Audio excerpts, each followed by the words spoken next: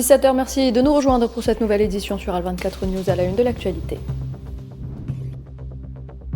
Le Liban en deuil suite aux frappes sionistes qui ont ciblé le sud et l'est du pays, faisant 12 morts. Le président Joseph Aoun condamne fermement ces attaques.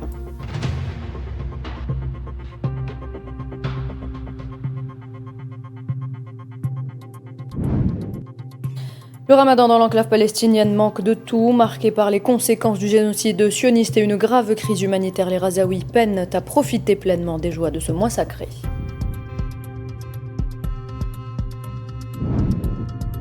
Dans cette édition également, nous irons à Sanaa pour la rupture du jeûne, une tradition ancestrale qui se fait collectivement dans le pays.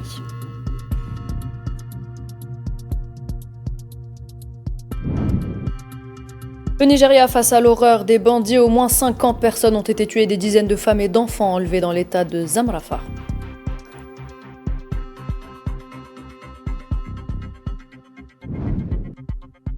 Et nous évoquerons également le conflit en Ukraine. L'armée ukrainienne a fait 11 blessés lors d'une attaque de drone dans le centre de la Russie, au moment où les Russes prennent le contrôle de la ville de Karpovka dans la région de Donetsk.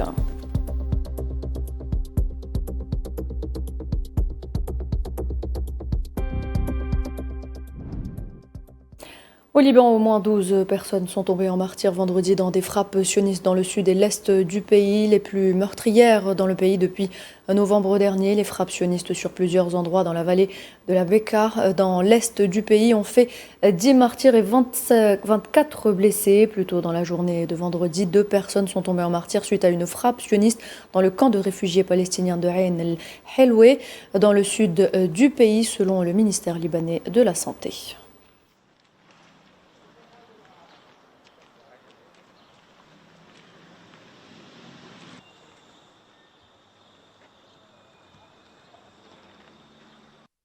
Ces frappes sur le Liban ont donc fait plusieurs victimes. Martyrs et blessés ont été évacués vers l'hôpital de Rayak où ils ont été pris en charge. Selon le directeur de l'hôpital, plusieurs étrangers figurent parmi les victimes, notamment des ressortissants syriens et éthiopiens, comme nous l'explique Souila Kilal. Encore sous le traumatisme causé par l'attaque sioniste qu'elles viennent d'essuyer, ces femmes sont soignées à l'hôpital du village de Rayak.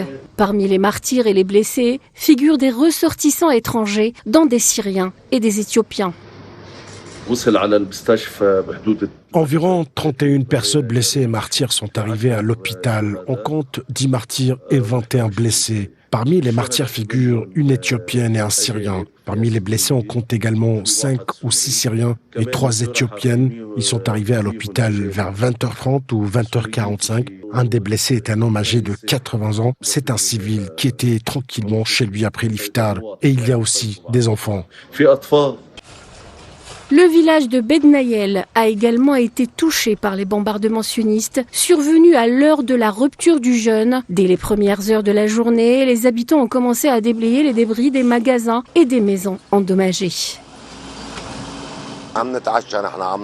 Nous étions à table en train de rompre le jeûne lorsque les avions de combat sont arrivés et ont commencé à bombarder nos maisons. Cette situation est inacceptable. Depuis le début du génocide sioniste à Gaza, le Liban est constamment bombardé dans la foulée. Beyrouth, la capitale et surtout le sud du pays, essuie des salves de frappes, faisant à chaque fois de nombreuses victimes. Les nouvelles frappes de ce vendredi interviennent dans un contexte de tension accrue dans la région, avec les menaces américaines contre l'Iran. Le président libanais Joseph Aoun a fermement condamné ces raids menés donc vendredi par les forces sionistes dans le sud et l'est du Liban. Aoun qui a dénoncé les frappes qui, selon lui, constituent une nouvelle violation de la souveraineté du Liban et un manquement flagrant aux obligations internationales. Le président libanais a renouvelé son appel aux pays garants de la stabilité dans la région afin qu'ils assument leurs responsabilités pour mettre fin immédiatement aux attaques et qu'ils fassent pression sur l'entité sioniste pour le respect des résolutions internationales afin de préserver la souveraineté, la sécurité et l'intégrité du territoire du Liban et d'épargner à la région une nouvelle escalade des tensions.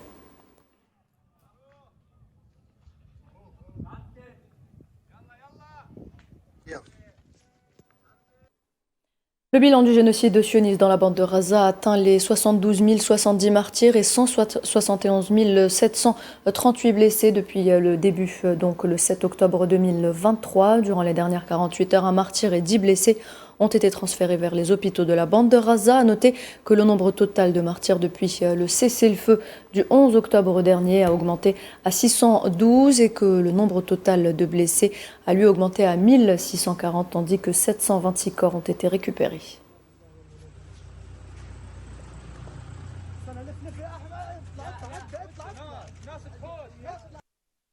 Le cessez-le-feu en vigueur dans la bande de Gaza depuis octobre dernier, après 2 ans de guerre génocidaire sioniste, reste fragile, affirme l'Office de secours et des travaux des Nations Unies pour les réfugiés de Palestine. Dans un message publié ce samedi sur les réseaux sociaux, l'UNRWA déplore la poursuite des violences, les déplacements de population et les restrictions à l'accès humanitaire entravent la fourniture de l'aide essentielle.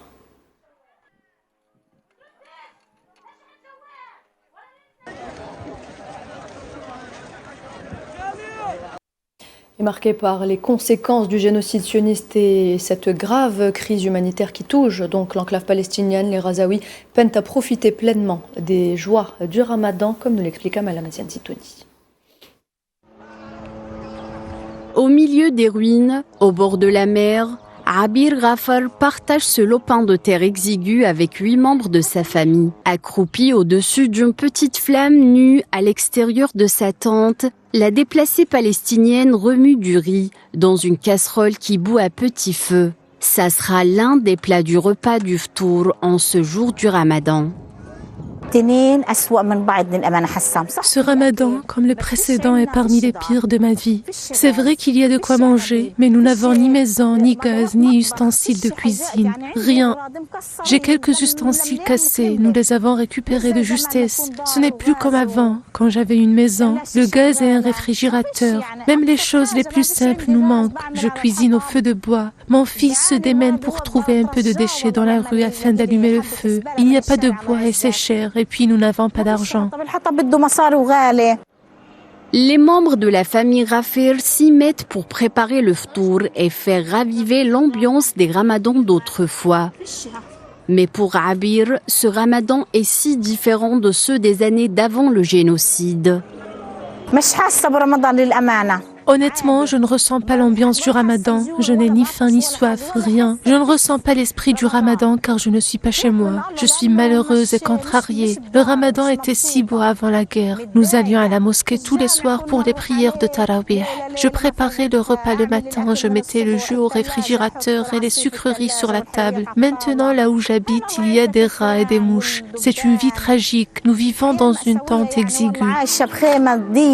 Pour la 3e année consécutive, c'est un ramadan pénible pour les Palestiniens de Gaza. Eux qui mènent un quotidien extrêmement difficile avec les frontières fermées, l'aide humanitaire bloquée, les prix qui flambent et les produits de première nécessité qui sont devenus inabordables après plus de 2 ans de génocide. Le secrétaire général des Nations Unies, Antonio Guterres, a condamné l'assassinat du jeune palestinien Nasrallah Abou Siyam par des colons sionistes dans le village de Mirmas, à l'est d'Al-Quds occupé. Guterres a appelé à une enquête rapide, approfondie et transparente sur les circonstances de ce crime et a exigé que les auteurs de cet assassinat soient tenus pour responsables, selon son porte-parole Stéphane Dujarric.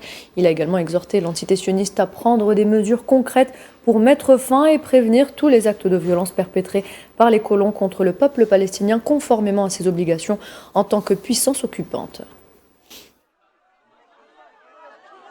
And I just want to flag one particular case and that the Secretary General condemns the killing of... Le secrétaire général condamne le meurtre de Nasrallah Abou Siyam, un Palestinien américain de 19 ans, abattu lors d'une attaque menée par des colons israéliens dans le village de Mourmas en Cisjordanie occupée. L'attaque a eu lieu jeudi et Nasrallah a succombé à ses blessures plus tard dans la journée. Le secrétaire général appelle à une enquête rapide, approfondie et transparente sur les circonstances de cet incident et demande que les responsables soient traduits en justice. Il exhorte le gouvernement israélien à prendre des mesures concrètes pour mettre fin à tous les actes de violence commis par des colons israéliens contre la population palestinienne, conformément à ses obligations en tant que puissance occupante.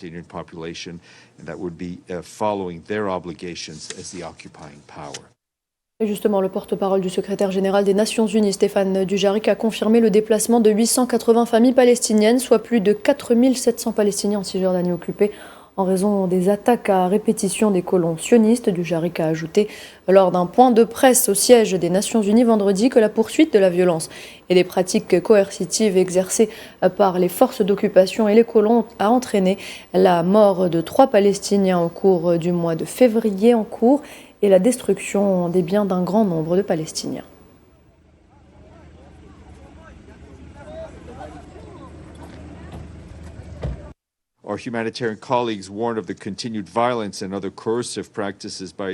Nos collègues humanitaires alertent sur la poursuite des violences et autres pratiques coercitives perpétrées par les forces israéliennes et la communauté de colons, entraînant des pertes humaines, des destructions matérielles et des déplacements forcés de population. Entre le 3 et le 16 février, les forces israéliennes ont tué 3 Palestiniens, portant le total à 9 cette année, dont 2 enfants. Au cours de la même période, au moins 86 attaques de colons israéliens ont été recensées, faisant plus de 60 blessés palestiniens et provoquant le déplacement d'environ 146 personnes. Les populations de 60 localités ont été touchées par ces attaques. Au total, depuis janvier 2023 et au 16 février, quelques 880 familles palestiniennes, soit plus de 4700 personnes ont été déplacées en Cisjordanie en raison des attaques de colons et des restrictions d'accès.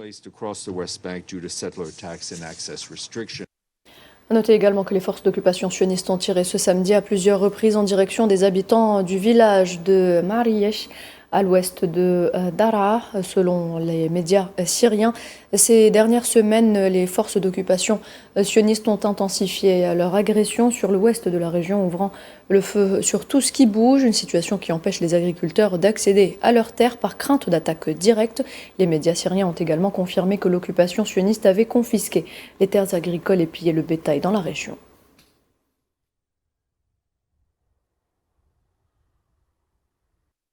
Le secrétaire général des Nations Unies, Antonio Guterres, a appelé à un engagement diplomatique pour résoudre les différends entre les États-Unis et l'Iran dans un contexte de recrudescence des activités militaires et de la rhétorique belliqueuse au Moyen-Orient. C'est ce qu'a déclaré son porte-parole le vendredi, Stéphane Dujarric. Cet appel à la retenue fait suite à une lettre officielle remise jeudi par Amir Saïd Iravani, représentant permanent de l'Iran auprès des Nations Unies, au secrétaire général et au président du Conseil de sécurité. Iravani a souligné que l'Iran était prêt à exercer son droit inhérent à la légitime défense en vertu de l'article 51 de la Charte des Nations Unies et a promis une réponse ferme et proportionnée à toute agression militaire. Regardez. We are very concerned about the heightened rhetoric we're seeing around the. Nous sommes très préoccupés par l'escalade verbale que nous observons dans la région, alimentée par l'intensification des activités militaires, les manœuvres militaires et le renforcement de la présence militaire et navale. Nous encourageons les États-Unis et la République islamique d'Iran à poursuivre le dialogue diplomatique afin de régler leurs différends. Et direction le Yémen à présent, à l'approche de l'appel à la prière du Maghreb à Sanaa, les familles apportent des plats faits maison à la mosquée Al-Osta où des fidèles rompent le jeûne ensemble, perpétuant ainsi une tradition du Ramadan vieille de plusieurs générations. Maria Chouyer. Dans la cour de la grande mosquée de Sanaa, les premiers pas résonnent sur les pierres anciennes. Des enfants arrivent, les bras chargés, apportant des plateaux remplis de pain, de dattes et de plats préparés à la maison. Ils marchent vite, sourient, se hâtent avant l'appel à la prière. Ce sont des traditions ancestrales qui remontent à nos pères et grands-pères. Ils avaient coutume d'apporter de la nourriture et le repas de l'iftar de chez eux aux mosquées et de se rassembler en groupe, formant des cercles. Cela incarne l'esprit de la foi et constitue l'un des devoirs accomplis par le peuple du Yémen. Ici, chacun apporte quelque chose, chacun contribue. Les mains s'activent, ajustent et partagent. Les cercles se forment naturellement comme un rituel appris sans qu'on ait besoin de l'expliquer. Chacun apporte chez lui un plat différent pour l'iftar. Certains apportent des salades, d'autres du chafout, d'autres encore des galettes de pain et des desserts. C'est un moment vraiment merveilleux et empreint de spiritualité. Ici, les gens se rassemblent et ne font plus qu'un. Quelques minutes plus tard, l'appel à la prière du Maghreb retentit dans le ciel de Sanaa. Le silence s'installe, les rangées se forment, les gestes sont synchronisés, collectifs et apaisants. Et au milieu de cette communion, une voix rappelle une autre réalité. Ce qui est frappant, c'est que certains oublient les pauvres au moment du suhour. Ils trouvent de quoi se nourrir à l'heure de l'iftar, mais personne ne s'occupe d'eux pour le suhour. C'est pourquoi j'espère que les bienfaiteurs et les personnes charitables prendront note de cette situation. À Sanaa, malgré les épreuves, le Ramadan continue de se raconter dans un plat partagé, dans une prière commune, dans un cercle qui rassemble toutes les générations. Au Maroc, le militant politique Hassan Bennajah a accusé les autorités marocaines de trahir la volonté du peuple qui refuse la normalisation avec l'entité sioniste. Hassan Bennajah, dans une vidéo publiée sur son compte personnel sur la plateforme X, a affirmé que les décisions prises par le ministre des Affaires étrangères de son pays défient le peuple marocain et ne respectent pas sa volonté, exprimée à travers des manifestations rejetant toute forme de normalisation avec l'entité sioniste qui continue d'exterminer le peuple palestinien.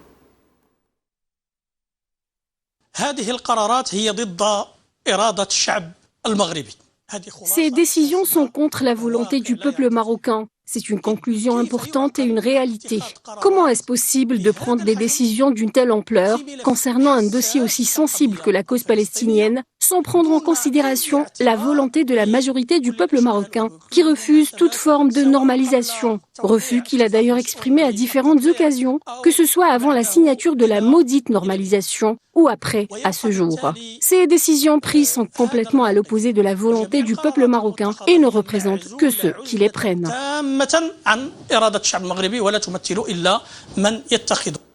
Hassan Bennajah, militant politique marocain, a également condamné l'envoi d'une force marocaine à Raza, remettant en question l'initiative qui, selon lui, confirme l'engagement du Maroc envers l'occupation sioniste dans la région et pourrait contribuer à son extermination.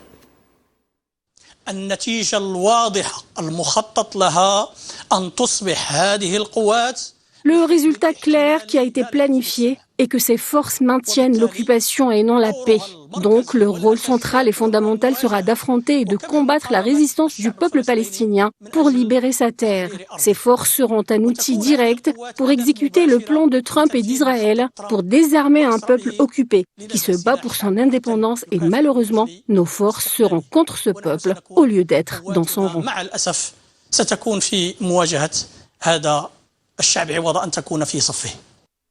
La ville italienne de Pontassieve a célébré le 50e anniversaire de la proclamation de la République sahraoui à travers un programme d'initiatives culturelles et politiques dédié à l'histoire et au présent du peuple sahraoui. La municipalité de Pontassieve, en coordination avec des associations de solidarité italiennes, a organisé une exposition photographique mettant en lumière 50 ans d'exil, de résistance et de lutte du peuple sahraoui pour son droit inaliénable à l'autodétermination. Les célébrations à Pontassieve s'achèveront le 28 février prochain par l'inauguration d'une fresque dédiée aux droits des peuples qui sera érigée comme un symbole permanent de la solidarité et de l'engagement envers la cause sahraoui en Italie, affirmant les liens d'amitié entre le peuple italien et le peuple sahraoui.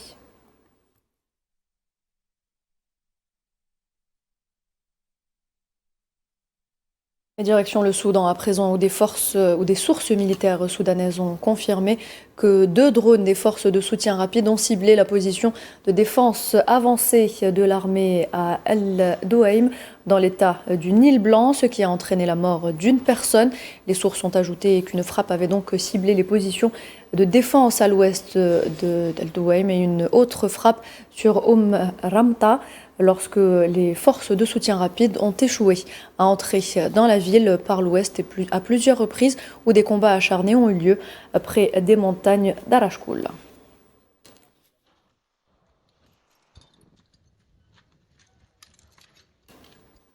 L'Organisation mondiale de la santé a annoncé par ailleurs la mort de 69 personnes et 49 blessés dans 5 attaques des forces de soutien rapide visant des établissements de santé au Soudan depuis le début de l'année. Un tweet du directeur de l'organisation a souligné samedi la nécessité d'un arrêt immédiat de toutes les attaques contre le secteur de la santé, la protection des travailleurs et des patients et la préservation des installations. La récente attaque menée par les forces de soutien rapide contre un hôpital à Sennar le 15 février dernier a fait 3 morts et 7 blessés.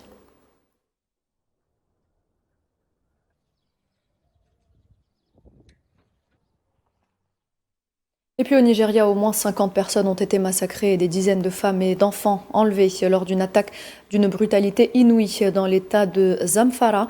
Le bilan est encore provisoire, mais le choc, lui, est total dans cet état, donc l'état de Zamfara, épicentre d'une violence endémique. Des hommes armés localement désignés sous le terme de bandits ont déferlé sur plusieurs communautés villageoises. Le mode opératoire désormais tristement rodé témoigne d'une organisation quasi militaire, encerclement des hameaux, tirs nourris sur les civils et incendie systématique des greniers à grains.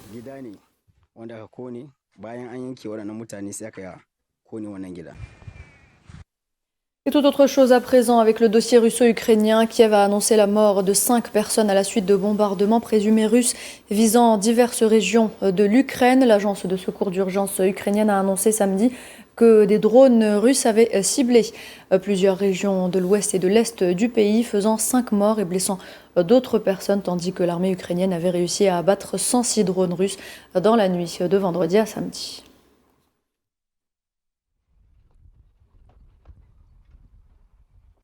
Sachez également que 11 personnes ont été blessées samedi suite à des frappes de drones ukrainiens sur une installation dans le centre de la Russie. Selon les autorités locales, Astra, une chaîne d'information russe qui diffuse sur Telegram, a identifié la cible comme étant l'usine de construction mécanique de Votkinsk, une importante entreprise publique de défense. L'usine de Votkinsk produit donc des missiles balistiques à Iskander, souvent utilisés lors des frappes contre l'Ukraine, alors que des missiles balistiques intercontinentaux à capacité nucléaire.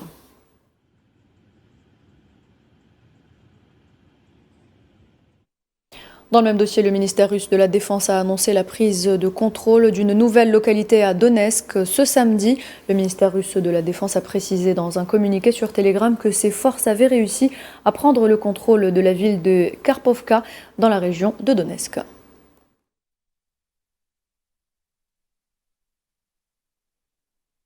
En Albanie, une nouvelle manifestation de l'opposition a dégénéré en émeute ce vendredi dans la capitale albanaise Tirana.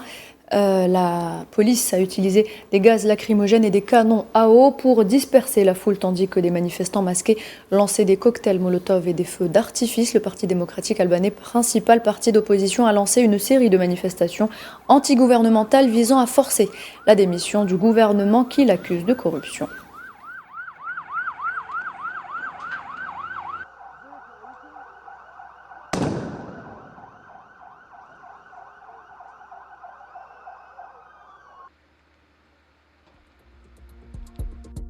Et voilà, c'est avec cette information qu'on arrive à la fin de cette édition. Merci à vous de l'avoir suivi. Très bonne soirée.